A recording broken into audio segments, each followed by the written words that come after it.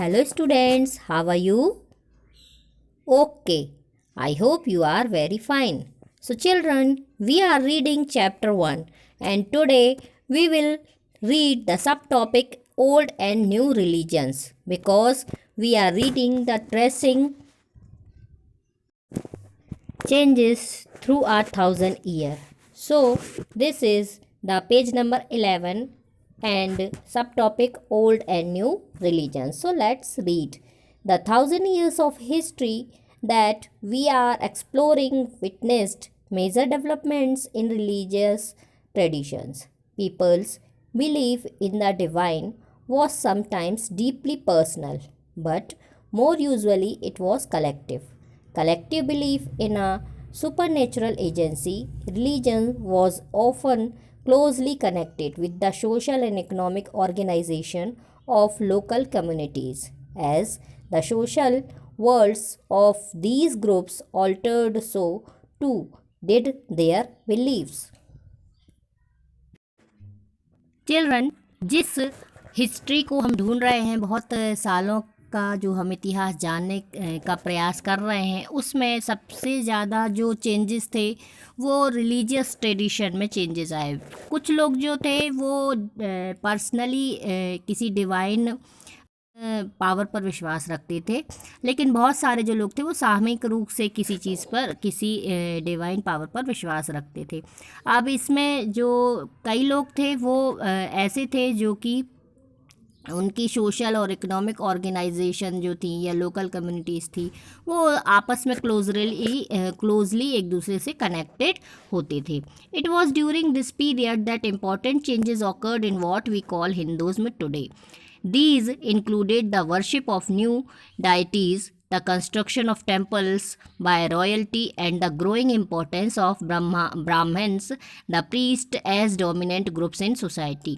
इस समय में जो हिंदुज़्म है उसमें भी बहुत सारे चेंजेस हुए और जो पूजा करने के, जो वर्शिप करने के तरीके थे वो उनमें बहुत सारे चेंजेस आए, बहुत सारे टेम्पल्स बनने लगे और भी बहुत सारी चीज़ें होने लगी. तो इसमें जो ब्राह्मण्स थे उनकी जो स्थिति थी वो भी स्पेशल होने लगी.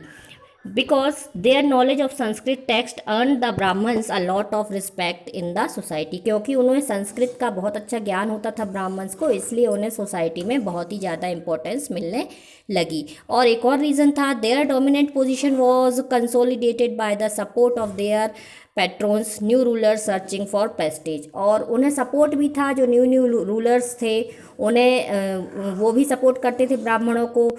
इसमें उनका भी कुछ फ़ायदा था क्योंकि वो अपने आप को फेमस करना चाहते थे और तारीफ़ भी बहुत ज़्यादा करवाना चाहते थे क्योंकि ब्राह्मणों का सम्मान था और उनको इसलिए वो सुरक्षा भी प्रदान करते थे.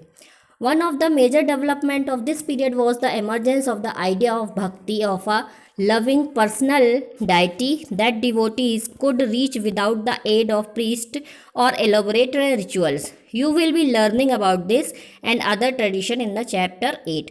इस समय में इस तरह का, इस पीरियड में इस तरह की भक्ति का भी न्यू आइडिया आया जिसमें कि लोग डायरेक्ट अपनी जो भी उनकी डिवाइन पावर है उस तक पहुंचने के लिए अपने तरीके अपना सके, बीच में किसी मध्यस्थ की उन्हें ज़रूरत ना हो. इसका बारे में हम चैप्टर 8 में पढ़ेंगे. This was also the period when new religions appeared in the sub continent. Merchants and migrants first brought the teaching of the Holy Quran to India in the 7th century. Muslims regard the Quran as their holy book and accept the sovereignty of the one God, Allah, whose love, mercy and bounty embrace all those who believe in him without regard to social background. इसी समय में और भी दूसरे धर्मों का भी appearance हुआ. मर्चेंट्स और माइग्रेंट्स के द्वारा जो मुस्लिम कुरान को होली बुक मानते हैं वह 7th सेंचुरी में हमारे भारत में आई और इसके हिसाब से गॉड, अल्लाह सब एक ही हैं और उस सभी जो भी चाहे वो किसी भी धर्म, किसी भी समुदाय को बिलोंग करता हो, सभी को प्रेम से गले लगाने का सिद्धांत इसमें दिया गया है. Now thinking about time and historical periods. Historians do not see time just as a passing of hours, day or years, as a clock or a calendar. Time also reflects changes in social and economic organizations, in the persistence and transformation of ideas and belief. The study of time is made somewhat easier by dividing the past into large segments, periods that possess shared characteristics. अब जो historians हैं वो जो time pass हुआ है वह सिर्फ घंटे या ईयर्स में नहीं वो करते हैं या दिनों में, ना सिर्फ एक मतलब कहने का मतलब है कि एक कैलेंडर और घड़ी के हिसाब से ही नहीं देखते हैं वो टाइम को, बल्कि जो टाइम चेंजेस हुए वो सोशल और इकोनॉमिक ऑर्गेनाइजेशंस में किस तरह के टाइम चेंजेस हुए, जो आइडियाज़ किस तरह से चेंजेस हुए, ट्रांसफॉर्मेशंस किस तरह से हुए आइडियाज़ के, और बिलीव्स किस तरह से चेंजेस हुए, इन सब को भी वो एनालाइज करते हैं. और the study of time is made somewhat easier by dividing the past into large segments में डिवाइड किया गया है, पीरियड्स में डिवाइड किया गया है, जो और जो उस समय की जो कैरेक्टरिस्टिक्स थी उसमें डिवाइड करके इसका अध्ययन किया जाता है. In the middle of the 19th century British historians divided the history of India into 3 periods. अब जो मिडिल 19th century थी उसमें जो ब्रिटिश हिस्टोरियंस थे उन्होंने हमारे भारत की हिस्ट्री को 3 कैटेगरीज में डिवाइड कर दिया था, हिंदू, मुस्लिम एंड ब्रिटिश. किसमें? हिंदू, मुस्लिम और ब्रिटिश में. This division was based on the idea that the religions of rulers was the only important historical change and that there were no other significant development in the economy, society or culture.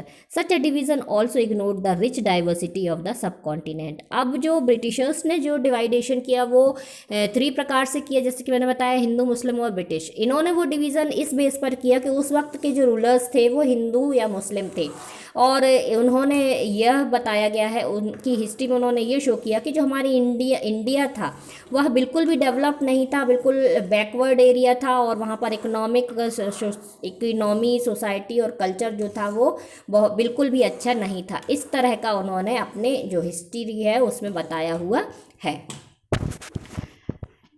Few historians follow this periodization today. Most look to economic and social factors to characterize the major element of different moment of the past. The histories you read last year included a wide range of early societies, hunter-gatherers, early farmers, people living in towns and villages, and early empires and kingdoms. These histories you will be studying this year are often described as medieval.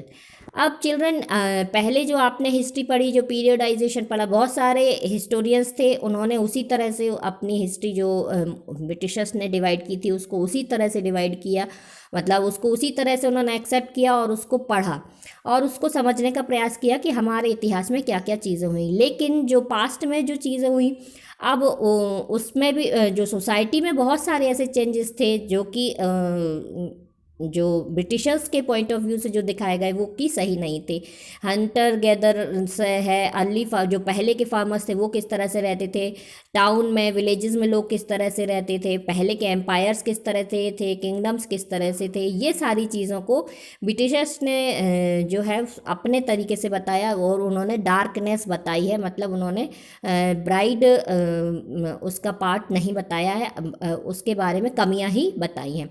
आज के जो हमारे historians हैं उसको medieval period के नाम से पढ़ते हैं, मेडिवल पीरियड के नाम से समझा जाता है. तो हमारा जो हिस्ट्री है उसको 3 कैटेगरीज में डिवाइड कर लिया गया है. तो फर्स्ट है अर्ली हिस्ट्री, एंशिएंट हिस्ट्री, फिर मेडिवल हिस्ट्री और फिर मॉडर्न हिस्ट्री. तो इसे 3 कैटेगरीज में डिवाइड किया है. जो ब्रिटिशर्स थे उन्होंने 3 कैटेगरीज में डिवाइड किया होता है, हिंदू, मुस्लिम और ब्रिटिश. अब जो हमारे आज के वर्तमान के इतिहासकार हैं उन्होंने 3 कैटेगरीज में डिवाइड किया हुआ है, 3 पार्ट में डिवाइड किया हुआ है, एंशिएंट हिस्ट्री, मेडिवल हिस्ट्री और modern history.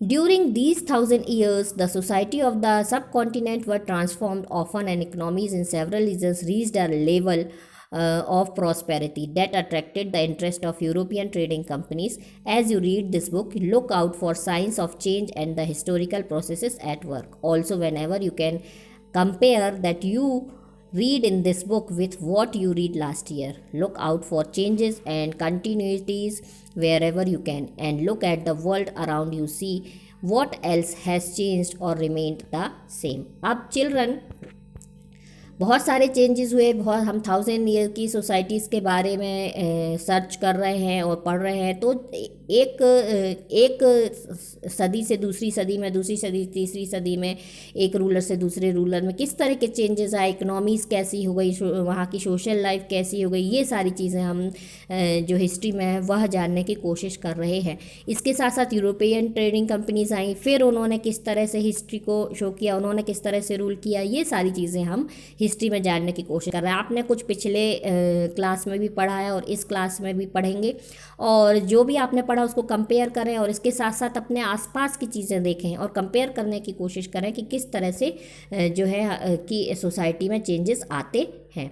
So children, in the next video we will do exercise.